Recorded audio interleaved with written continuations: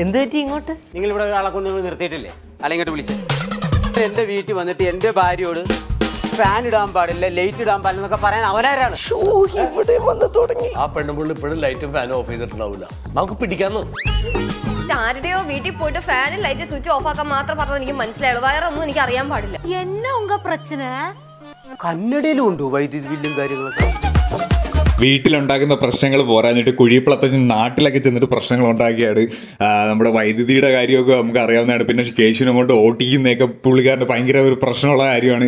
അപ്പോൾ അതിൻ്റെ കൂടെ ഇനി മെയിനായിട്ട് വെളിയിൽ ഏതൊരു കുടിയൻ്റെ വീട്ടിലേക്ക് ചെന്നിട്ട് അവിടെ ലൈറ്റും ഫാനൊക്കെ ഓൺ ആക്കരുതെന്നൊക്കെ പറഞ്ഞ് പ്രശ്നം ഉണ്ടാക്കുന്നുണ്ട്. എന്തായാലും സിദ്ധു ഇല്ലാത്തതിൻ്റെ ഒരു കുറവ് ഒഴിച്ചു കഴിഞ്ഞാൽ ഇപ്പോൾ നല്ല രീതിയിൽ എപ്പിസോഡുകളൊക്കെ പോകുന്നുണ്ട്. കുഴിപ്പളത്ത് അച്ഛൻ്റെ ആ ഒരു സംഗതികളൊക്കെ എനിക്ക് ഇഷ്ടപ്പെടുന്നുണ്ട്.